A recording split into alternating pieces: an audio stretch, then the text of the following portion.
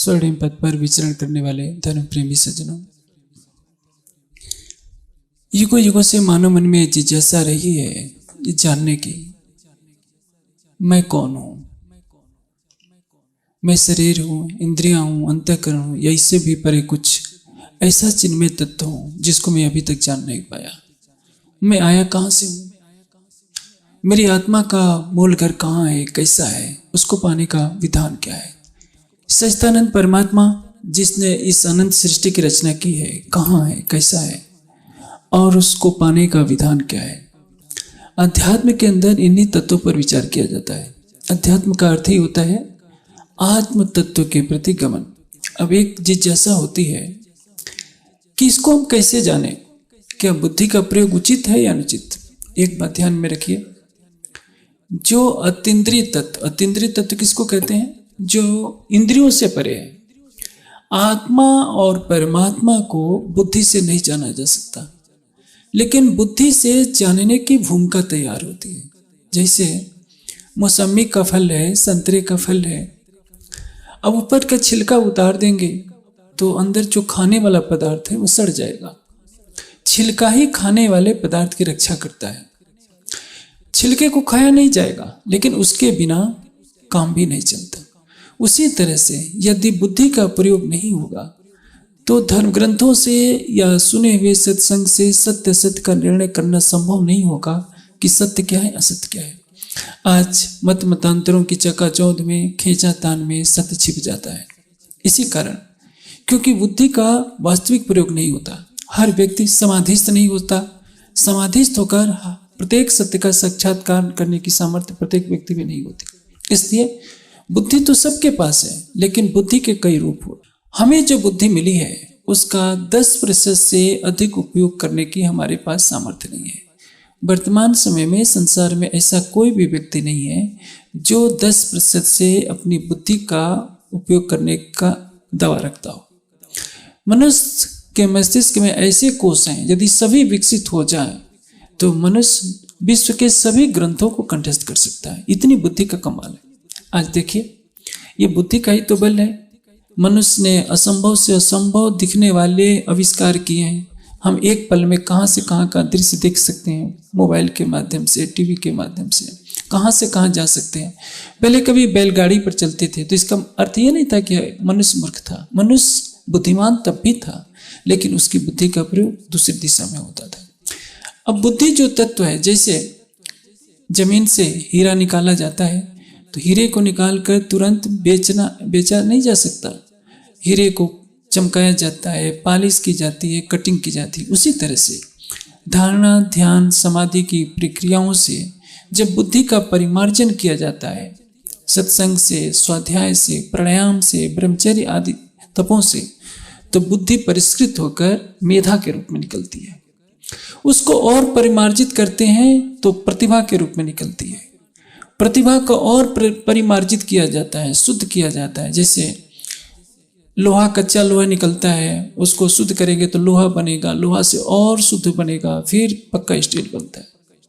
वैसे ही बुद्धि का जब परिमार्जन करते करते हम मेधा और प्रतिभा से भी आगे बढ़ते हैं तो उसका रूप प्रज्ञा के रूप में आता है। ऋतंभरा प्रज्ञा। ऋतंभरा प्रज्ञा कैसे प्राप्त होती है कि संप्रज्ञात समाधि जो कर लेते हैं, संप्रज्ञात समाधि की जो अवस्था में पहुंच जाते हैं, केवल उनके पास ऋतंभरा प्रज्ञा होती है। और वो व्यक्ति जो भी कहेगा सत्य कहेगा, क्योंकि वो सामान्य बुद्धि से परे है। एक विद्वान के कथन में और एक ऋषि के कथन में क्या अंतर होता है। विद्वानों के कथन में विरोधाभास हो जाता है, क्योंकि वो सामान्य बुद्धि से ग्रंथों का अध्ययन करके कह सकते हैं, किंतु एक ऋषि, एक दार्शनिक समाधि अवस्था में डूबकर अपनी ऋतंभरा प्रज्ञा से सत्य को जानता है कि यही बात सत्य है। जैसे एक वैज्ञानिक प्रयोग करता है, एक सत्य को सिद्ध करने के लिए उसको हजारों प्रयोग करने पड़ते हैं। जब उसके मस्तिष्क में एक ज्ञान का प्रकाश होता है तो वो जान जाता है कि यही परम सत्य है, इसके आगे कुछ भी नहीं है। मेरे कहने का अर्थ क्या है, ऋतंभरा प्रज्ञा के अतिरिक्त कोई भी व्यक्ति सामान्य बुद्धि से कुछ कहता है तो संभावना है कि उसमें मिथ्यात्व अवश्य हो सकता है। सृष्टि के प्रारंभ में परमात्मा की कृपा दृष्टि से वेद का प्रकटन हुआ 1,96,08,53,123 वर्ष पहले। और वेद के आधार पर दर्शन शास्त्रों की रचना हुई, अंगों की रचना हुई, उपनिषदों की रचना हुई और अन्य ग्रंथों की रचना हुई। मध्यकाल में संत वाणियों का प्रकटन हुआ। ये संत वेद शास्त्र तो पढ़े नहीं थे, किंतु वेद के रहस्यों को अपनी समाधिस्थ बुद्धि से जानने का उन्होंने प्रयास किया था और उनमें सफलता मिली थी। कबीर जी ने कहा है कि वेद शास्त्र कहो कि झूठा झूठा जो न विचारे। ऐसा क्यों कहा? क्योंकि उन्होंने सत्य को देखा था। उन्होंने एक जगह कहा, पाणे मेरा तेरा कहा एक क्यों हुई, मैं कहूँ आखन देखी तू कहीं पोथी देखी। कबीर जी के कहने का आशय क्या है? जिस सत्य को तुम पढ़कर बता रहे हो, मैंने उस सत्य को देखा है। तुमने पढ़ा भर है, तुमने उस सत्य को जाना नहीं है। अध्यात्म रूढ़िवादी नहीं बनाता, अध्यात्म कर्मकांडी नहीं बनाता, अध्यात्म कट्टरवादी भी नहीं बनाता। अध्यात्म तो ये कहता है कि अपने ज्ञान की झोली को हमेशा खोले रखिए, स्वयं को ज्ञान के सागर की एक बूंद मानिए। जहां से सत्य प्राप्त होता है उस सत्य को ग्रहण करने का प्रयास कीजिए, बुद्धि के तराजू पर तोलने का प्रयास कीजिए। श्रवण मनन निधिध्यासन के द्वारा ध्यान में बैठकर उस सत्य को जानिए। ऋतंबरा प्रज्ञा प्राप्त कर समझिए कि यह सिद्धांत सत्य है या नहीं। पुनः जब निर्विष समाधि में जाएंगे तो सत्य का पूर्णतः साक्षात्कार होगा। अब मैं एक तथ्य पर जानना चाहता हूं कि हमारे समाज में विकृतियां क्यों फैल जाती हैं। विकृतियां इसलिए फैल जाती हैं जब ज्ञान का प्रकाश नहीं होता तो अंध परंपराएं विकसित हो जाती है और अंध परंपराओं में सत्य छिप सा जाता है और असत्य का इतना बोलबाला हो जाता है कि लगता है कि यही सत्य है। जैसे एक घटनाक्रम मैं दिखाता हूं। आप जितने भी चित्र देखे होंगे उसमें एक चित्र दिखाया जाता है भगवान विष्णु का या शेष साई नारायण को शेष नाग की सैया पर लेटे हुए दिखाया जाता है। और भागवत में भी यही बात कही गई है कि जब भगवान नारायण शेष नाग की सैया बनाकर लेटे हुए थे तो उस समय ब्रह्मा जी का उनके नाभि कमल से प्रकटन होता है। अब सोचिए, ये कथन अलंकारिक है। शेष किसको कहते हैं? शून्य को। शून्य किसको कहते हैं? निराकार को। निराकार किसको कहते हैं? मोह को। जगत मोहात्मकम प्राहु अव्यक्तात् व्यक्त संजिकम। जब 5 तत्व बने ही नहीं थे तो सर्प कहां से आ गया? शेष नाग कहां से पैदा हो गया? यह नाग शब्द किसी ने जोड़ दिया है, यह नाग नहीं है। शेष अनंत शून्य को कहते हैं, अनंत कारण प्रकृति को कहते हैं, उसी को मोह सागर कहते हैं। उस मोह सागर में जो अयन अर्थात निवास बनाकर शयन कर रहा है, क्रीड़ा कर रहा है, उसको क्या कहते हैं? नारायण। नाभि कमल से ब्रह्मा जी की उत्पत्ति है। ये कथन भी अलंकारिक है। नाभि कमल क्या है? नाभि केंद्र को कहते हैं। जो ये भी एक अलंकारिक वर्णन है कि किस तरह से विराट पुरुष जो सृष्टिकर्ता नारायण हैं उनके संकल्प मात्र से ब्रह्मा आदि ऋषियों का प्रकटन होता है। जैसे पौराणिक बंधु क्या कहते हैं कि शेष नाग पूछा जाए कि जब सृष्टि बनी ही नहीं थी तो शेष नाग किस पर थे? जब समुद्र किस पर टिका था? क्या कह देंगे कि वो कछुए ने शेष नाग को अपने ऊपर धारण कर रखा है। पूछा जाए कछुआ किस पर टिका है तो क्या उत्तर देंगे? बैल की सींग पर टिका है। बैल किस पर टिके हैं? चुप। क्या उत्तर देंगे? क्योंकि यथार्थ बुद्धि से इसका विवेचन नहीं किया गया। कछुआ क्या है? ये अलंकारिक वर्णन है। ये जो मोह सागर है उसी को कारण प्रकृति कहा गया है, उसको कोई पार नहीं कर पाता है और उसी मोह सागर से इस सृष्टि का प्रकटन होता है, इसलिए उसको कछुआ सी उपमा दी गई है। और जो सृष्टि बनी है मोह सागर से वो किस पर टिकी हुई है? धर्म रूपी बैल पर। धर्म ही सृष्टि को धारण कर रहा है। जब सृष्टि नहीं थी तब भी धर्म था, जब सृष्टि नहीं रहेगी तब भी धर्म रहेगा। कोई भी मनुष्य, कोई भी व्यक्ति चाहे कितना भी शक्तिशाली हो, धर्म से ही वृद्धि को प्राप्त होता है। धर्मो रक्षति रक्षिता, जो धर्म की रक्षा करता है, धर्म छतरी के समान उसकी रक्षा करता है। जो धर्म का विध्वंस करता है, धर्म काल दंड के समान उसका विनाश कर देता है। तो यही समझना चाहिए कि बैल रूपी धर्म समस्त सृष्टि की रक्षा करता है, सृष्टि को धारण करता है। इस सृष्टि का जो कारण रूप पदार्थ है वो कारण प्रकृति है, जिसको कछुए की उपमा दी गई है।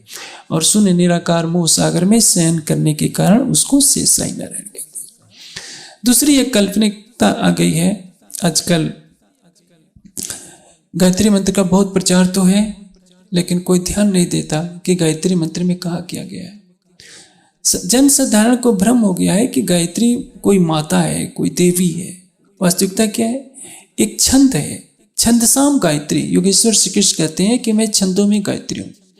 देखिए, वेद में 7 छंद होते हैं, हर छंद के 8-8 भेद होते हैं जिनको विच छंद कहते हैं, और प्रत्येक विच छंद के पुनः 7-7 भेद होते हैं जिनको अति छंद कहते हैं। गायत्री छंद में 24 अक्षर होते हैं, बृहति छंद में 36 अक्षर होते हैं, जगती छंद में 48 अक्षर होते हैं, और गायत्री छंद से और छोटे भी अक्षर भी होते हैं, अक्षरों वाले छंद होते हैं। चारों वेदों में, ऋग्वेद में 1 बार, यजुर्वेद में 4 बार और सामवेद में 1 बार गायत्री मंत्र का प्रयोग हुआ है।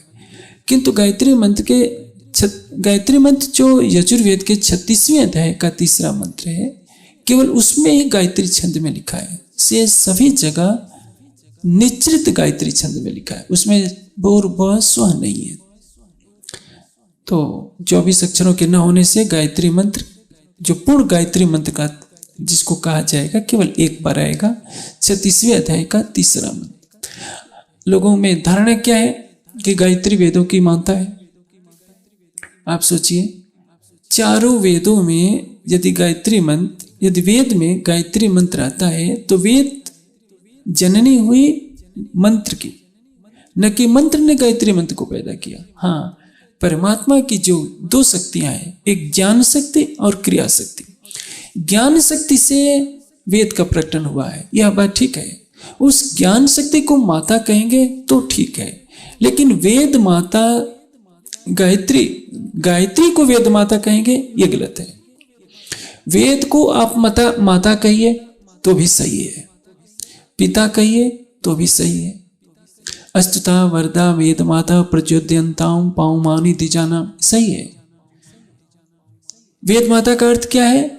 ज्ञान की माता। ज्ञान की माता क्या है? परमात्मा की ज्ञान शक्ति, न कि गायत्री शक्ति। गायत्री तो छंद है, उस छंद में क्या कहा गया है? भूर्भुवः स्वः। इस तीनों शब्दों का सामूहिक अर्थ होता है सतचित अनंत।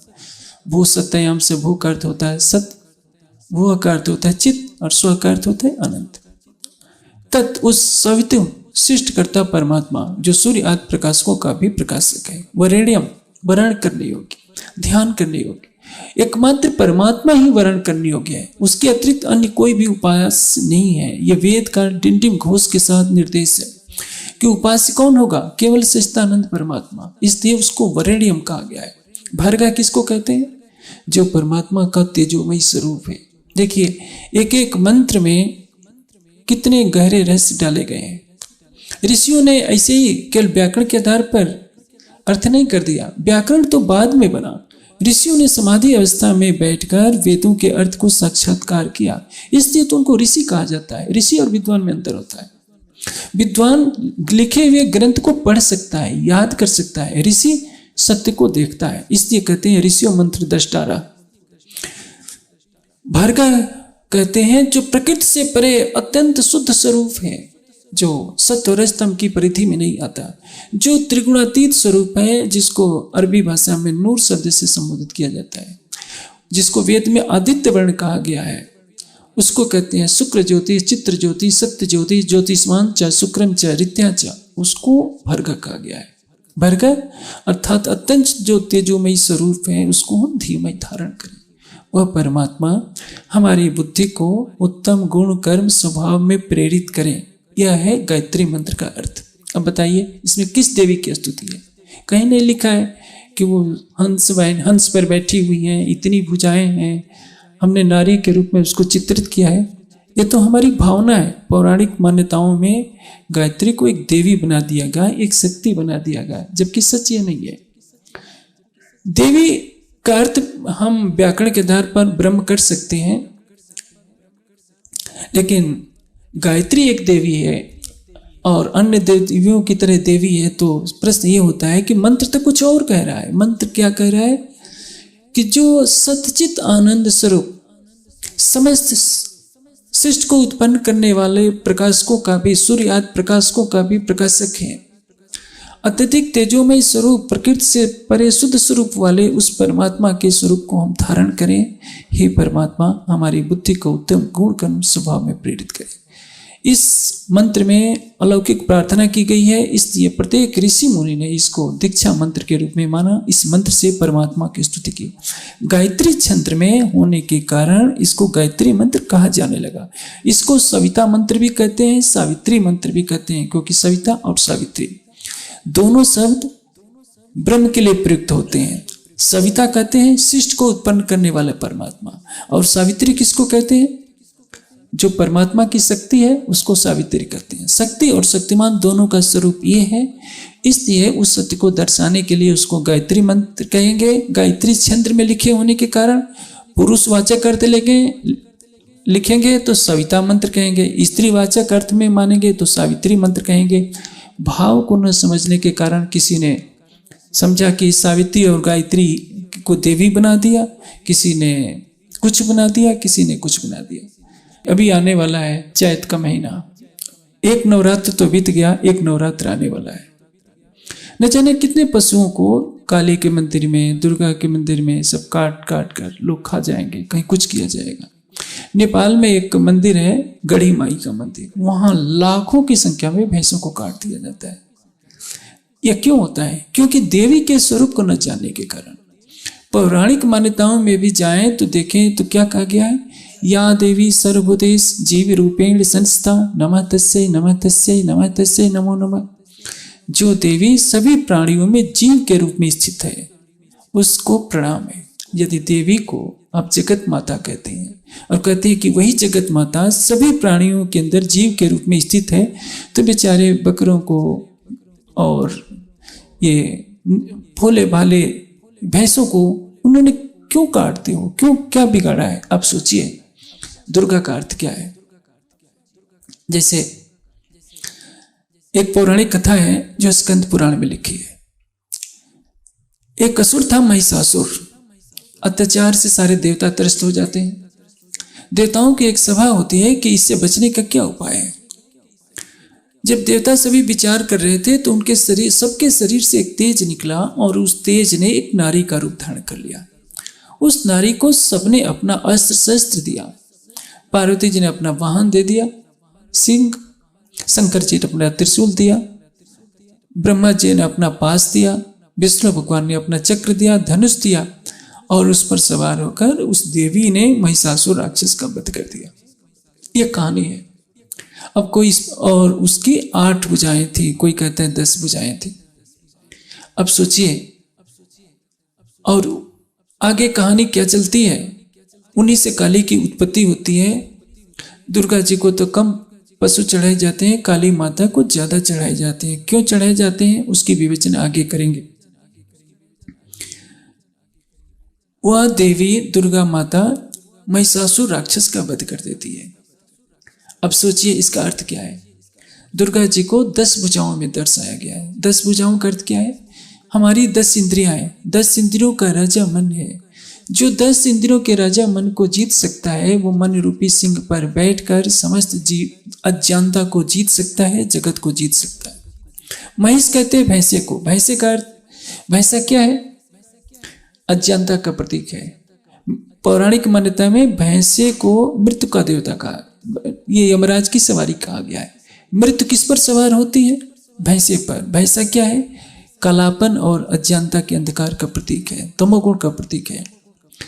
गीता में योगेश्वर श्री कृष्ण कहते हैं ऊर्ध्वम सत्वम गच्छन्ति मध्य रजो विशाला। सांख्य दर्शन में कहा गया ऊर्ध्वम सत्व विशाला।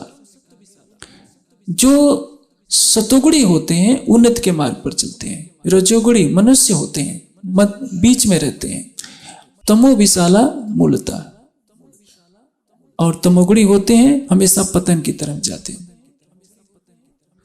ऊर्ध्वं सत्त्वस्था मध्ये तिष्ठन्ति राजसा जघन्य गुण वृत्ति तो अधो गच्छन्ति तामसा। जो तमोगुणी होते हैं वो पतन की तरफ जाते हैं। इसलिए जो अज्ञान रूपी राक्षस है, महिषासुर है, उसको किसने वध किया? दुर्गा ने। और कहाँ से प्रकट हुई? सभी देवताओं के शरीर से निकली, देवियों के शरीर से निकली। हर मनुष्य के अंदर दो प्रकार की शक्तियां हैं, अज्ञानता की शक्ति और ज्ञान की शक्ति, दैवी शक्ति और आसुरी शक्ति। आपके अंदर देवता भी बैठा है, आपके अंदर असुर भी बैठा है। आप मनुष्य का जो आकार लिए हैं, यदि आपके अंदर सत्वगुण का प्रकटन हो गया तो आप क्या बन जाएंगे? ज्ञान, भक्ति, वैराग्य से युक्त होकर आप देवता बन जाएंगे। यदि आपके अंदर तमोगुण प्रकट हो गया तो काम, क्रोध, मद, लोभ, अहंकार की अग्नि में जलकर आप राक्षस बन जाएंगे। आप मध्य अवस्था में रहते हैं तो आप मनुष्य कहलाते हैं। यही है, अज्ञान रूपी महिषासुर को मारा किसने?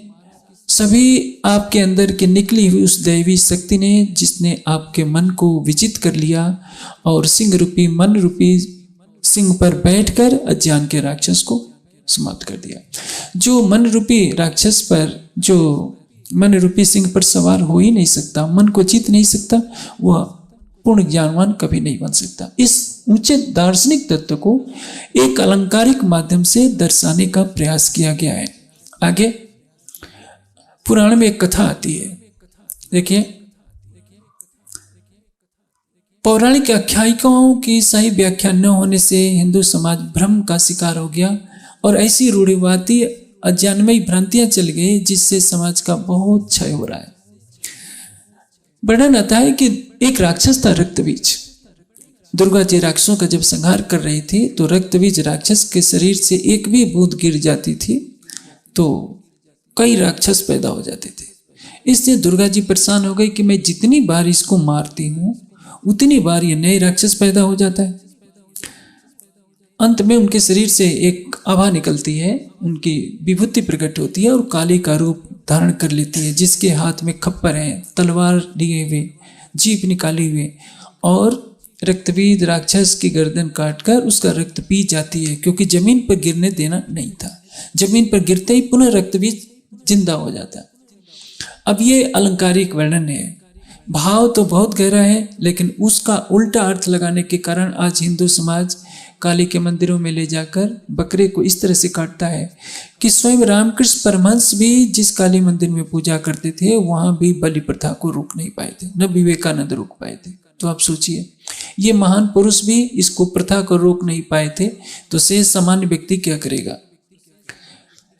काली ने रक्तबीज का रक्त पान कर लिया, अर्थात क्या है इसका से? रक्तबीज क्या है? रक्तबीज ही वासना का बीज है। मनुष्य के अंदर जो चित्त में वासनाओं का बीज होता है, वासना किसको कहते हैं? संसार के सुख की वासना। यही वासना मनुष्य के पुनर्जन्म का कारण बनती है। और ज्ञान रूपी काली की शक्ति उस रक्तबीज को, उस रक्त को जमीन पर गिरने ही न दे, अर्थात जिसके पास ज्ञान हो जाएगा, शुद्ध ज्ञान, केवल शाब्दिक ज्ञान नहीं कि ग्रंथों को पढ़ लिया, शुद्ध ज्ञान उसको जिसने ध्यान अवस्था में सत्य को जान लिया है। इसलिए वेदांत का सूत्र क्या कहता है? रीते ज्ञानात न मुक्ति। जब तक परमात्मा का वास्तविक ज्ञान नहीं होता तब तक मुक्ति नहीं हो सकती। परमात्मा के वास्तविक ज्ञान से, वास्तविक ध्यान से वासनाओं से निवृत्ति होती है और जीव निर्विकार होकर शाश्वत मुक्ति को प्राप्त करता है। अब काली रूपी ज्ञान की शक्ति ने रक्तबीज को पैदा ही नहीं होने दिया, उसको निकल गई। इसको एक छोटी सी घटना के दृष्टांत से समझाता हूँ। एक बार भरत जो चक्रवर्ती सम्राट थे वन में तप करने गए। तप करते करते एक दिन देखा कि एक दिन शेर दहाड़ता है और शेर की दहाड़ के कारण एक हिरनी नदी में छलांग लगा देती है। भरत जो चक्रवर्ती सम्राट थे कुटिया बनाकर नदी के उस पार साधना किया करते थे। उन्होंने देखा कि ये हिरणी अब बह करके आ गई है किनारे पर। उन्होंने निकाला, हिरणी ने किनारे पर आकर दम तोड़ दिया, लेकिन उसके पेट से एक बच्चा निकल गया। भरत उस बच्चे को अपनी कुटिया में लाते हैं, पालन पोषण करने लगते हैं। उनको बच्चे से बहुत ममता हो जाती है। उनका सारा ध्यान उस बच्चे की देख रेख में लगे रहता है और वो बच्चा भी उनको अपना सब कुछ मानता है, क्योंकि देखा है कि मेरी माँ तो कोई है नहीं। धीरे धीरे ऋषि की साधना कम होने लगती है, भरत मुनि की, और उनका सारा ध्यान बच्चे में लगा रहता है। मरते समय भी उनको चिंता खाई जा रही थी कि अब मैं मरने वाला हूँ, अब इस हिरण के बच्चे की देखभाल कौन करेगा। उनका ध्यान परमात्मा पर नहीं था, वासना बच्चे में केंद्रित हो गई, हिरण के बच्चे में। तो अगली योनि में उनको हिरण की योनि में जन्म लेना पड़ा। बाद में ऋषियों की जान से उन्हें पुनः मनुष्य की योनि मिल गई। तो कहने आज का आशय क्या है? एक चक्रवर्ती सम्राट जो सोने के महल में रहता हो और सब कुछ ठुकराकर वन में गया हो, घोर तप कर रहा हो, लेकिन हिरण के बच्चे में आसक्ति के कारण उसको हिरण की योनि में जन्म लेना पड़ता है। उसी प्रकार से जो मनुष्य विषयों की वासना लेकर के जीता है, वो 84 लाख योनि में भटकने के लिए विवश होता है। ज्ञान रूपी काले की तलवार उसको यदि नष्ट कर देती है, तो वासना का बीज नष्ट होने से, जैसे कहते हैं ना, योग दर्शन का सिद्धांत है, तदा दृष्टो स्वरूपे अवस्थानम, तब दृष्टा अपने स्वरूप में स्थित हो जाता है, परमात्मा का साक्षात्कार कर लेता है और जन्म मरण के चक्र से परे हो जाता है। ये अलंकारिक भाव है जिसको न समझने के कारण, क्योंकि निष्पक्ष सत्य को ग्रहण करने वाली बुद्धि का प्रयोग न होने से विकृत मान्यताएं प्रचलित हो गई। सत्य का प्रकाश न होने से एक उल्टी व्याख्या हो गई कि काली माता को खुश करना है तो बकरे चढ़ाओ, ये चढ़ाओ, ये विकृतियां हैं। मैं यही कह रहा कि ये अलंकारिक वर्णन है जिसको मैंने संक्षिप्त रूप से दर्शाया कि विष्णु भगवान का क्या अर्थ है, दुर्गा जी का क्या अर्थ है। अब हम चलते हैं कि वास्तविक सत्य क्या है। देखिए, आत्मा और परमात्मा के स्वरूप को न बुद्धि से जाना जा सकता है, न मन से जाना सकता है, न ऐसा तर्केण अपानेय, तर्क से भी नहीं जाना जा सकता, क्योंकि मन और बुद्धि एक प्राकृतिक द्रव्य है। प्रकृति के संसाधनों से चेतन आत्मा को, चेतन परमात्मा को जाना नहीं जा सकता है। समाधि अवस्था में जब बुद्धि भी कोई कार्य न करे, मन न कार्य करे, तब उस सत्य को देखा जा सकता है। जैसे तो अभी मैंने कहा, कोई किसी का उपासक है, कोई किसी का उपासक है। गीता में योगेश्वर श्री कृष्ण एक बहुत ऊंची बात कहते हैं, लेकिन आज का हिंदू समाज कहेगा हम कृष्ण जी को मानेंगे, कृष्ण के कथन को नहीं मानेंगे। कृष्ण जी ने क्या कहा? पुरुषः स परः पार्थ भक्त्या लभ्य तु अनन्यया। अनन्यया, अनन्य परा प्रेम लक्षण भक्ति से वह परम पुरुष, जिसको उत्तम पुरुष कहते हैं, वेदे च लोके अस्मिन् प्रार्थितः पुरुषोत्तम, जो पुरुषोत्तम है उसको प्राप्त किया जाता है। अनन्य परा प्रेम लक्षण भक्ति क्या है? केवल एक ही परमात्मा पर आस्था होना। परमात्मा 2 3 4 नहीं है। वेद से पूछिए, वेद क्या कहेंगे? एको देवो भुवनस्य राजा, समस्त जगत का परमात्मा केवल एक है। गीता क्या कहेगी? तमेव शरणं गच्छ सर्वभूतेन भावन। हे अर्जुन, तो अनन्य भाव से उस परमात्मा के अतिरिक्त अन्य किसी की भी आराधना न कर। आराधना और पूजा में बहुत अंतर होता है। पूजा किसकी होती है? देवता की होती है, देवी की होती है। भक्ति किसकी होती है? परमात्मा की होती है। तो आज सच्चे देवता की पूजा नहीं होती। मेरी बात कड़वी लग रही होगी। देवता किसको कहते हैं? मातृदेव भव। क्या आप माता के चरण छूते हैं? नहीं। पितृदेव भव, पिता का सम्मान करते हैं? नहीं। आचार्य का सम्मान नहीं करते। मातृदेव भव, पितृदेव भव, अतिथि देवो भव, आचार्य देवता, आचार्य देवो भव। आचार्य की पूजा, पूजा का अर्थ क्या होता है? सत्कार। ये नहीं कि पुष्पम समर्पयामि, भोजनम समर्पयामि, ये कोई पूजा नहीं है। आप हृदय से जो चेतन देवता है, जिसने आपको जन्म दिया है, पालन पोषण किया है, ज्ञान दिया है, अतिथि के रूप में आपको ज्ञान की वर्षा करता है, उस सन्यासी का, विद्वान का, आचार्य का, माता पिता का सम्मान कीजिए। इसको कहते हैं देव पूजा। जो महापुरुष हैं उनके गुणों का सम्मान कीजिए। योगेश्वर श्री कृष्ण की, मर्यादा पुरुषोत्तम राम की, हनुमान की, शिव की, ये हमारी सृष्टि के महानतम व्यक्तित्व हैं जिनमें धर्म का प्रवाह है। इनके गुणों का सम्मान करेंगे, इनके गुणों की पूजा करेंगे, तो यही है दिव्य गुणों वाले महापुरुषों की पूजा, देव पूजा कहलाती है।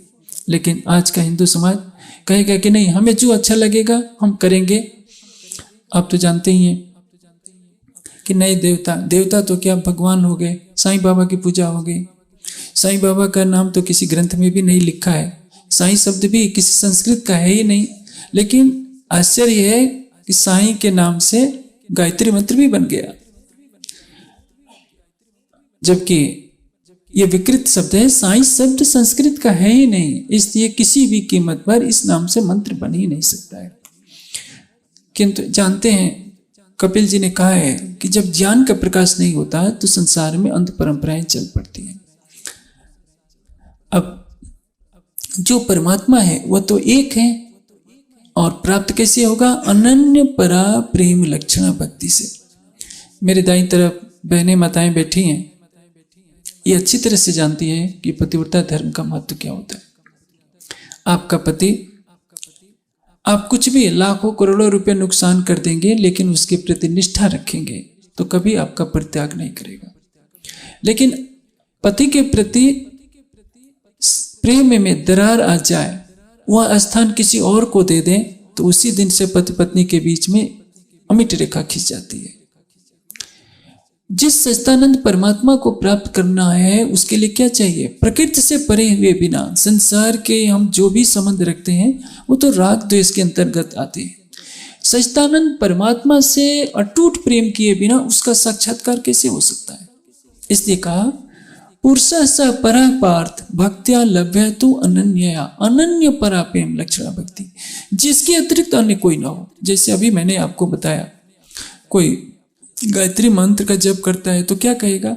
मेरी गायत्री माता सबसे बड़ी है, मैं विष्णु भगवान की पूजा क्यों करूं?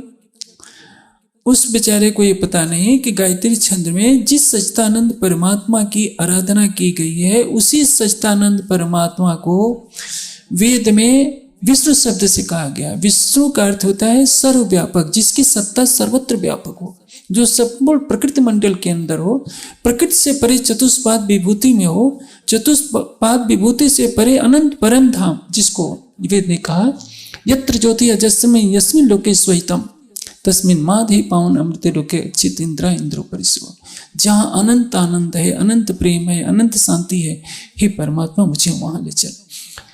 अभी दुर्गा और काली का मैंने अर्थ बताया, यही अर्थ शिव पर शब्द पर लगेगा। शिव का अर्थ क्या होता है? कल्याणकारी परमात्मा। वेद उपनिषद सबका उपास्य कौन है? एक परमात्मा। लेकिन जब ज्ञान का प्रकाश नहीं होगा, देवी वाले कहेंगे हमारी देवी ने तो ब्रह्मा विष्णु शिव को पैदा किया। शिव को मानने वाले कहेगा कि नहीं हमारे शंकर जी बड़े हैं। विष्णु शब्द को किसी ने ले लिया, कहेगा कि नहीं हमारे विष्णु भगवान बड़े हैं, शंकर जी को तो उन्होंने संरक्षण किया। ये लड़ाई क्यों होती है? क्योंकि धर्म और सत्य का वास्तविक प्रकाश नहीं होने से। अब मैं एक बात कहता हूं कि गीता में जो ईश्वर श्री कृष्ण ने कहा है, यस्माक्षरात् अतीतोऽहम् अक्षरात् अपि च उत्तमः वेदे च लोके अस्मिन् प्रार्थितः पुरुषोत्तमः। वेद और लोक में मुझे पुरुषोत्तम कहा गया है। पुरुषोत्तम कौन है? उसके पहले उन्होंने 3 पुरुषों की विवेचना कही है, क्षर पुरुष, अक्षर पुरुष और उत्तम पुरुष अक्षरातीत। अब सोचिए, पुरुष का अर्थ क्या होता है? पुरुष का सामान्य अर्थ होता है जो सर्वत्र पूर्ण हो रहा हो, उसको पुरुष कहते हैं। गीता प्रेस या अन्य सभी टीकाकारों ने क्षर, अक्षर और उत्तम पुरुष का अर्थ क्या किया है कि जो हमारा शरीर है ये क्षर पुरुष है, जो इसके अंदर जो चैतन्य जीव है वो अक्षर है, क्योंकि शरीर के मरने के बाद भी नष्ट नहीं होता है, और जो इसका स्वामी है आदि नारायण वो क्या है? उत्तम पुरुष अक्षरातीत है, और वही सच्चिदानंद है। अब इसकी समीक्षा की आवश्यकता है, क्योंकि इस पर ही निर्भर करेगा कि परमात्मा कौन है और वास्तव में परमात्मा कहाँ है, इस जगत में है या इसके परे है। देखिए अभी तो मेरे पास केवल 20 मिनट है, और जिस प्रश्न का समाधान 1 अरब 96 करोड़ वर्षों में स्पष्ट रूप से नहीं हो पाया, 20 मिनटों में तो कुछ नहीं हो पाएगा, फिर भी मैं बहुत सरल शब्दों में करने का प्रयास कर रहा हूं। देखिए, यदि मैं कहूं कि क्षर पुरुष पौराणिक मान्यता के अनुसार पाताल से लेकर बैकुंठ निराकार तक है, तो किसी को विश्वास नहीं होगा। ये जो संपूर्ण ब्रह्मांड दिख रहा है ये क्या है? क्षर है, और इस ब्रह्मांड का सूक्ष्म रूप आपका ये शरीर है। ब्रह्मांड में जो कुछ है सूक्ष्म रूप से आपके शरीर में है, इसलिए शरीर को ब्रह्मांड का सूक्ष्म रूप माना जाता है। जहां तक सृष्टि की सीमा है, जहां तक पंचभूत है, मन बुद्धि अहंकार का आवरण है, वहां तक प्रकृति है, और जहां तक प्रकृति है वहां तक ब्रह्म का स्वरूप नहीं है। लेकिन इसके अंदर भी क्या कहा गया? क्षर पुरुष है। क्षर पुरुष क्यों कहा गया है? कि इस क्षर पुरुष का स्वरूप नश्वर हो, नष्ट होता रहता है। हर वस्तु नश्वर है। हमारा जो जीव है एक प्रकार से अपने शुद्ध स्वरूप में जब स्थित होगा तो इसको भी कुटस्थ कहा जा सकता है, लेकिन ये कुटस्थ इसलिए नहीं है क्योंकि अंतःकरण के माध्यम से ये सुख और दुख का विषय भोग का विषयों का सेवन करता है, इसलिए इसको कुटस्थ नहीं कर सकते। हाँ, जब ये सबसे परे हो जाएगा, सत्व रज तम से परे हो जाएगा, शुद्ध स्वरूप में स्थित हो जाएगा, तो इसको इस जीव की संज्ञा आत्मा हो जाएगी और इसको तब कुटस्थ कहा जा सकता है। अब प्रश्न ये है कि जो क्षर में रमण कर रहा है तो उसको भी कैसे पुरुष कह देंगे? अब देखिए, दूसरा है कुटस्थ। क्या है? कुटस्थो अक्षर उच्यते। गीता में कहते हैं क्षर सर्वाणि भूतानि कुटस्थो अक्षर उच्यते। जो कुटस्थ है वो अक्षर कहा जाता है। अब प्रश्न यह है कि क्या परमात्मा तीन है? क्षर भी है, अक्षर भी है और उत्तम पुरुष भी है। पहले तो जिसको संसार परमात्मा समझता है उस पर विवेचना आवश्यक है। देखिए, आपके मन में संशय होता होगा कि इस सृष्टि में अज्ञानता क्यों है, दुख क्यों है, क्रूरता क्यों है, घृणा क्यों है? परमात्मा ने इसकी रचना क्यों कर दी? जो परमात्मा सर्वज्ञ है उसने अज्ञान की उत्पत्ति क्यों कर दी? जो परमात्मा निर्विकार है उसने वासनाओं का ज्वालामुखी क्यों पैदा कर दिया? जो परमात्मा आनंद का स्वरूप है उसने दुख ही दुख क्यों पैदा कर दिया?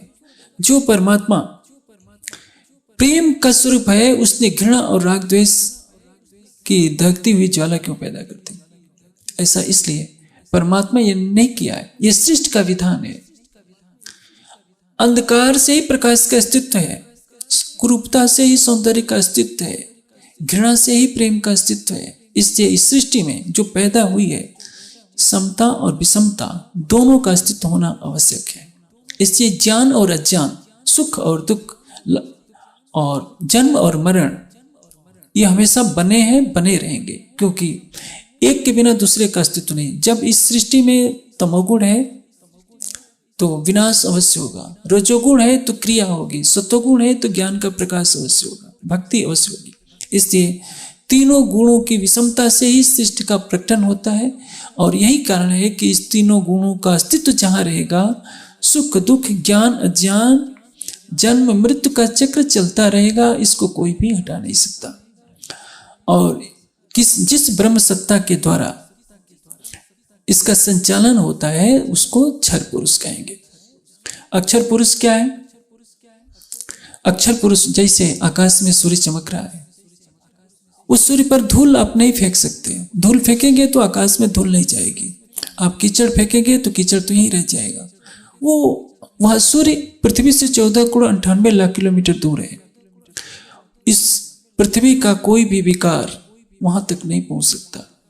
पृथ्वी पर कितनी भी बर्फ आएगी तो सूर्य को ठंडा नहीं कर सकती। तो समझिए, वह सूर्य जैसे कुटस्थ है वैसे अविनाशी ब्रह्म जिसको कहते हैं, जन्म से मरण से सुख और दुख से मृत्यु से सर्वथा परे है।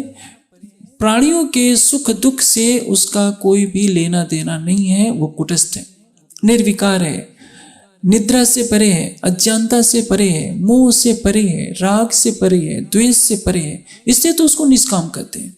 वो आपसे नहीं कहता कि मुझे मिठाई चढ़ाओ, वो आपसे नहीं कहता कि मुझे सोने का मंदिर बना दो जिसमें मेरा सोने का सिंहासन लगा दो, कलश सोने के चढ़ा दो। वो आपसे क्यों मांगेगा? वह उसकी तो एक इच्छा मात्र से करोड़ों ब्रह्मांड बनते हैं और लय प्राप्त होते हैं। ये तो मनुष्य है जो प्रतिद्वंदिता ले बैठा है कि परमात्मा तुमने मुझे पैदा किया तो देखो मैं तुमको पैदा करके दिखाऊंगा, मैं भी तुम्हारी मूर्ति बनाऊंगा, तुम्हारे अंदर प्राण मैं फूकूंगा, तुम मुझे क्या खिलाओगे, मैं ही भोग दूंगा, तुम खाओगे। तो मुझे क्या कैद करोगे, मैं तो ताला बंद कर दूंगा, तुम बाहर नहीं निकल पाओगे। ये मनुष्य उपहास करता है क्योंकि उसको ब्रह्म के स्वरूप का वास्तविक बोध नहीं होता। गीता से में श्री कृष्ण कहते हैं कि नहीं, जो क्षर है, अक्षर है, उससे भी परे उत्तम पुरुष अक्षरातीत है। उत्तम पुरुष तो अन्य परमात्मा इति उदाहरता यो लोक त्रयम आविश्य विवर्तव्य ईश्वर। यो लोक त्रयम आविश्य, तीनों लोकों में जो व्याप्त है, सत्ता से व्याप्त है, क्षर में भी है, अक्षर में भी है और अपने निजधाम में भी है। क्षर क्या है? समस्त प्रकृति जहां तक है जिसमें ब्रह्म की सत्ता कार्य कर रही, वो क्या कहलाएगा? क्षर। प्रकृति में जिसकी सत्ता कार्य, उसी को वेदांत की भाषा में सबल ब्रह्म कहते हैं, प्रणव कहते हैं, ओंकार कहते हैं। पौराणिक भाषा में उसको, पौराणिक मान्यताओं में उसको क्या कहते हैं? महाविष्णु कहते हैं, आदिनारायण कहते हैं। जो कुटस्थ अविनाशी है, जिसके लिए उपनिषदों में कहा गया है कि अक्षरात् संभवति ही विश्वम, मुंडक उपनिषद में क्या कहा गया है कि अक्षर से वो ब्रह्म पैदा होता है। और आगे वही उपनिषद कहती है कि अप्राणो अमनो शुभ्रो ही अक्षरात् परता परा, अक्षर से भी परे वो परमात्मा है। प्रश्न यह है कि परमात्मा तीन तो हो नहीं सकते। पुरुष शब्द यदि परमात्मा के लिए प्रयोग होता है तो क्षर पुरुष भी क्यों हो गया, अक्षर पुरुष भी क्यों हो गया, उत्तम पुरुष भी क्यों हो गया, जिसको केवल उसी को ही अक्षरातीत कहलाने की शोभा है। जो अक्षर से परे है केवल वही परमात्मा क्यों कहलाएगा? इस क्षर जगत में जिसकी सत्ता है उसको परमात्मा क्यों नहीं कहा जाएगा? मैं आपको एक दृष्टांत से बताता हूं। देखिए, ये मांडूक उपनिषद में एक कथन है उपनिषद का कि प्रणव के 4 पाद है। स्थूल जगत में ब्रह्म का जो स्वरूप कार्य कर रहा है उसको क्या कहते हैं? विराट। सूक्ष्म जगत में जो ब्रह्म की सत्ता कार्य कर रही है उसको क्या कहते हैं? प्राच्य। और कारण जगत में जो सत्ता कार्य कर रही है उसको क्या कहते हैं? तेजस। लेकिन उपनिषद क्या कहता है कि विराट, प्राच्य और तेजस से भी ब्रह्म का स्वरूप नहीं है। उसके परे जो निर्विकार स्वरूप है, शिवम अद्वैतम अखंडम एक रसम, जो कल्याणकारी स्वरूप है, त्रिगुणातीत है, शब्दातीत है, केवल वही ब्रह्म का स्वरूप है, जिसको किसी भी मात्रा से, किसी भी शब्द से व्यक्त नहीं किया जा सकता, जो प्रकृति से परे है। इसी को कबीर जी ने क्या कहा है कि जो 52 अक्षरों में होता है, 52 वर्णों में नहीं आता, वही सार शब्द है। सार शब्द जाने बिना बूढ़ मुआ संसार। सार शब्द क्या है? जो 16 स्वर और 36 व्यंजनों में नहीं आता, जो कथन, कहने और सुनने का विषय नहीं है, वही है सार शब्द। जो किसी शब्द से प्रयोग किया जाता है। आजकल मंत्रों के नाम पर लड़ाइयाँ चलती हैं कि हमारा मंत्र बड़ा, हमारा मंत्र ये बड़ा। परमात्मा को आप नाम के बंधन में नहीं रख सकते, इस प्रकृति के किसी रूप के बंधन में नहीं रह सकते। सभी बंधनों से, सभी मान्यताओं से परे है, जो शब्दातीत है, त्रिगुणातीत है। इस सृष्टि की कोई भी मान्यता, कोई भी उपाध उसको बंधन में नहीं रख सकती है। और इसलिए उसको क्या कहा गया है? यो लोक त्रयम अविश्य विवर्तव्य ईश्वरा, जो अविनाशी है, अखंड स्वरूप वाला है, तीनों लोकों में अपनी सत्ता से व्याप्त है। क्षर जगत, चतुष्पाद विभूति और परम धाम, ये 3 लोक हैं। आप सोचिए कि प्रकृति से परे जो उसका चेतन लोक है, उसके लिए वेद में संकेतों में कहा गया था। मैंने उपनिषद के अनुसार संक्षेप में दर्शाया कि जब प्रकृति मंडल में जो स्वरूप है उसको आप विराट कहते हैं, सूक्ष्म जगत में जो सत्ता है उसको प्राच्य कहते हैं, कारण जगत में जिसकी सत्ता कार्य कर रही है, ब्रह्म तो एक है, उसके रूप अलग अलग हैं।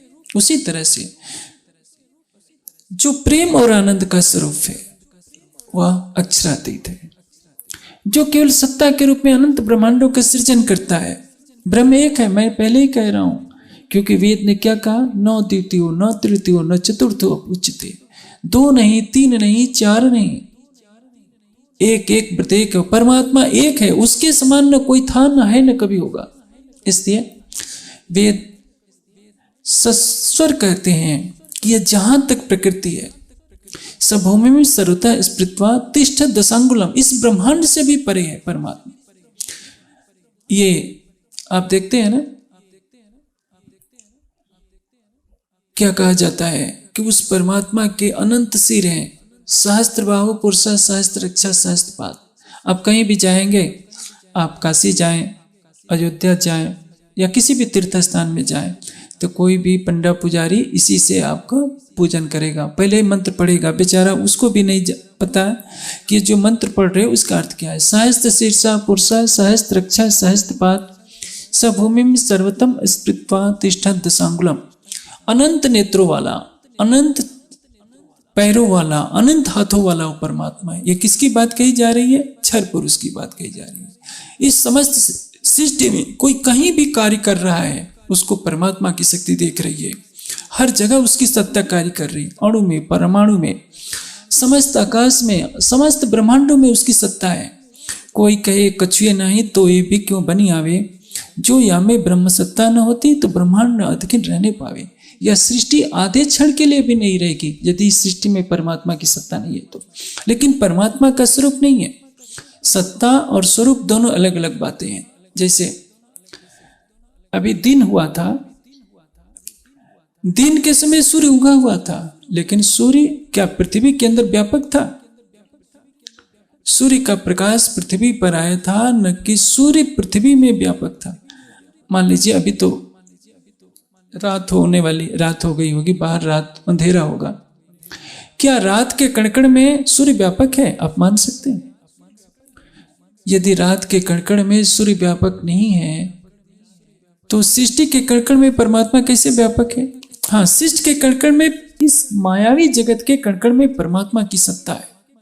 जैसे सूर्य का प्रकाश पृथ्वी को प्रकाशित कर रहा है, वैसे इस प्रकृति के अणु परमाणु में उस परमात्मा की सत्ता अखंड रूप से व्यापक है। उसमें किसी भी अन्य का योग नहीं है। वो अपनी अनंत सत्ता से अनंत सृष्टि का संचालन करता है। लेकिन सूर्य में अंधेरा नहीं है, सूर्य शाश्वत प्रकाश स्वरूप है। उसी तरह से ब्रह्म के स्वरूप में अज्ञानता नहीं है, ब्रह्म के स्वरूप में दुख नहीं है। जैसे लोहे को आग में तपाएंगे तो लोहा क्या होगा? आग में तपकर अग्नि के समान ही हो जाएगा, उसमें कोई भेद नहीं रहेगा। उसी तरह से जो परमात्मा का धाम है, परमात्मा का स्वरूप है, वहाँ द्वैत प्रकृति का कोई बंधन नहीं हो सकता। वहाँ जन्म नहीं, मरण नहीं, दुख नहीं और मायावी सुख भी नहीं है। वहाँ अखंड एक रस है। इसलिए तो कहा गया है सर्वम खलिदम ब्रह्म। सर्वम खलिदम ब्रह्म का तात्पर्य क्या है? जहाँ केवल ब्रह्म ही ब्रह्म हो। वेद ने क्या कहा? आदित्य वर्णा तमसा परस्त, तमस से परे है। हम तमस के कणकण में परमात्मा को खोज रहे हैं। शिष्ट क्या है? माया का अंधकार। अभी मैंने आपको बताया था, महाभारत में कहा गया है ये जगत कहाँ से पैदा हुआ है? मोह से। मोह किसको कहते हैं? अज्ञान को, अविद्या को। जगत मोहात्मकम प्राहो अव्यक्तात् व्यक्त संजकम। अव्यक्त कारण प्रकृति से यह जगत ब्रह्म की शक्ति द्वारा प्रकट हुआ है। इसलिए इस जगत के कणकण में परमात्मा की मात्र सत्ता है। और इससे परे जो चतुष्पाद विभूति है उसको वेद ने क्या कहा? त्रिवी पद्म आराध। ये जो ब्रह्म के चारों पाद हैं, इसमें परमात्मा अपनी अखंड प्रकृति से लीला कर रहा है। उसको योगमय का ब्रह्मांड कहते हैं। चतुष्पाद विभूति वेद की भाषा में कहा गया है। वेद आगे क्या कहते हैं? त्रिपाद ऊर्ध्व उदयित पुरुष, परमात्मा इससे परे है, त्रिपाद अमृत से भी परे है। इसलिए पुरुष सूक्त में ये मंत्र तो आए हैं। जरूर हिंदू समाज इनको पढ़ता है, सोचने समझने का प्रयास करता है, लेकिन यथार्थ तत्व न जानने के कारण शिष्ट के कणकण में सर्वज्ञ, सर्व अंतर्यामी, सकल गुण निधान, अनंत प्रेम और आनंद से भरपूर उस परमात्मा को मानता है। उसकी सत्ता से रहित कुछ भी नहीं। आप लोहे की 7 दीवारों के अंदर भी कोई पाप करेंगे तो परमात्मा से छिप नहीं सकता। वो जानता है, सब कुछ जानता है। ऐसा न समझे कि परमात्मा किसी मंदिर के अंदर बंधा हुआ है। परमात्मा ने तो अपना मंदिर हर प्राणी के अंदर बना रखा है। योगेश्वर श्री कृष्ण ने कहा था, ईश्वर सर्वभूतानां हृदय से तिष्ठति अर्जुन। परमात्मा कहाँ है? सभी प्राणियों के हृदय मंदिर में। हृदय में जो परमात्मा है परमात्मा क्यों हृदय मंदिर में है, इसको मैं बताता हूं। आप तो कहेंगे कि जब प्रकृति में मानते नहीं तो हृदय में क्यों कहा गया है। जैसे मेरी आंख पर पट्टी बांध दी जाए तो मुझे कुछ दिखाई नहीं पड़ेगा, मेरा पैर नहीं देख सकता, मेरा हाथ नहीं देख सकता। तो मेरे सामने कोई आ जाए और बिना पैरों की आहट के, तो मुझे क्या पता कि मेरे सामने कौन है। मेरे पैरों को इसकी अनुभूति नहीं हो सकती, मेरे हाथों को, मेरे मुख को, किसी भी अंग में उसका अनुभव करने की सामर्थ्य नहीं है। आंखें देख सकती हैं, इसलिए हृदय में जो चेतना है जब अपने स्वरूप में स्थित होगी तो परमात्मा तत्व का साक्षात्कार कर सकती है। इसी भाव को दर्शाने के लिए कहा गया है कि हृदय में जो आत्मा है, आत्मा के अंदर अंतर्यामी रूप से परमात्मा है। लेकिन ऐसा न समझिए कि जड़ प्रकृति के अंदर परमात्मा का स्वरूप विराजमान है। परमात्मा का स्वरूप प्रकृति से परे है, जिसको वेद में क्या कहा, आदित्य वर्ण तमसा परस्तात्। सामवेद के एक मंत्र में बहुत ही सरल तरीके से इस सत्य को दर्शाने का प्रयास किया गया है कि हे परमात्मा, जो तेरा स्वरूप है वो दिन के समान प्रकाशमयी है। शुक्रम ते अनयत यजतम आन द्यौ इवस। हे परमात्मा, तेरा स्वरूप दिन के समान प्रकाशमान है और जगत का स्वरूप रात्रि के समान अंधकारमयी है। प्रकृति का यह जगत रात्रि के समान अंधकारमयी है। जैसे रात्रि के कणकण में सूर्य व्यापक नहीं होता, बल्कि जब सूर्य का प्रकाश पड़ता है तो अज्ञानता का अंतरी मिट जाती है, प्रकाश हो जाता है। उसी तरह से परमात्मा की सत्ता से इस सृष्टि का संचालन हो रहा है। और जो परमात्मा का स्वरूप है, जिसको मांडव्य उपनिषद में कहा है कि विराट प्राज्य और तेजस से भी परे, अ को विराट प्राज्य और तेजस कहते हैं। नीचे जो हलंत है, जिसके लिए कोई शब्द नहीं, कोई उच्चारण नहीं, उसी को कहते हैं कि वो तो त्रिगुणातीत है, ब्रह्म का वही स्वरूप है। वही समझाने के लिए यह माना गया है। समाज सत्य को नहीं जानता, इससे भिन्न भिन्न मत मतांतरों में पढ़कर आपस में लड़ता रहता है। आदि शंकराचार्य बनारस के गलियों में घूम रहे थे। एक समय था जब उनके ज्ञान का डंका बज रहा था। उनके सामने एक चंडाल आता है कुत्तों के साथ। शंकराचार्य कहते हैं कि चंडाल हट, दिखाई नहीं देता, मैं स्नान करके आ रहा हूं। चंडाल कहते हैं कि आचार्य, ब्रह्म के सामने से ब्रह्म क्यों हटे। शंकराचार्य चकरा जाते हैं, क्योंकि उन्होंने ही तो कहा था ब्रह्म सत्यम जगत मिथ्या जीव ब्रह्म न एव अपरा। ब्रह्म ही सत्य है, जगत मिथ्या है, जीव और ब्रह्म दो नहीं। वो चंडाल पूछता है कि शंकराचार्य, आप ब्राह्मण के तन में आपका चैतन्य है तो आप ब्रह्म हो गए। मेरे अंदर का चैतन्य चंडाल का तन धारण किया है, तो मेरे से घृणा क्यों? आप ब्रह्म को ब्रह्म के सामने से क्यों हटाना चाह रहे हैं? शंकराचार्य और लज्जित हो जाते हैं। चंडाल पुनः पूछता है कि आचार्य बताइए, सूर्य का प्रकाश गंगा जल में पड़ता है तो पवित्र होता है। सूर्य का प्रकाश ही गंदे कीचड़ पर पड़ता है तो क्या सूर्य के प्रकाश में विकार आ जाता है? सूर्य में यदि विकार नहीं आता, विकार तो कीचड़ में है, कीचड़ का विकार सूर्य में नहीं पहुंचता, तो जो चैतन्य है जिसको आप कह रहे हैं कि जीव ब्रह्म न एव अपरा, चाहे वह ब्राह्मण के शरीर में रहे या चंडाल के शरीर में रहे, क्या अंतर पड़ता है? शंकराचार्य की आंखें खुल गई। उन्होंने उस चंडाल के चरण पकड़ लिए कि आपने मुझे सत्य ज्ञान का बोध कराया। यह वो देश है जिसमें सत्य की पूजा होती रही है, लेकिन आज दुर्भाग्य है कि आज का हिंदू समाज अपनी संकुचित मानसिकता के कारण अलग अलग संप्रदायों की परिधि में टकराहट की अग्नि में जल रहा है। सत्य का प्रकाश हो, इसके लिए सबको इसमें तल्लीन होना होगा, क्योंकि ज्ञान की ज्योति फैलती है तभी संसार में सत्य का प्रकाश होता है। इसके लिए आवश्यकता यह है कि जगह जगह ज्ञान का प्रकाश हो। मंदिरों में जो धनराशि खर्च होती है, हम मंदिरों को जागृति का केंद्र बनाएं, उसमें ज्ञान चर्चा करें, पुस्तकालय हो मंदिरों में और ध्यान कक्ष हो। यदि केवल चढ़ावा ही चढ़ता रहेगा तो हिंदू समाज तो ऐसे ही लड़ता रहेगा, ज्ञान का प्रकाश नहीं होगा। प्राणनाथ जी की वाणी, उस सत्य को उजागर करती है कि पार ब्रह्म तो पूर्ण एक है, ये तो अनेक परमेश्वर कहाँ में, अनेक पंथ सब जुदे जुदे और सबको शास्त्र बुलावे।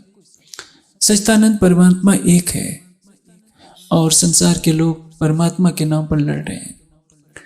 श्री प्राणनाथ जी की वाणी एक बात और कहती है कि तुम बैकुंठ जमपुरी एक कर देखिए, तब तो शास्त्र पुराण सब भन्या, सुखदेव व्यास के वचन के बिना कौन कहे मैं जान्या।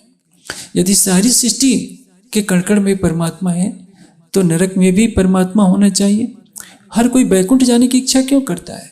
इसलिए हमें यह जानना होगा कि जो परमात्मा का स्वरूप है वहां सूर्य नहीं चमकता। उपनिषदों ने क्या कहा है?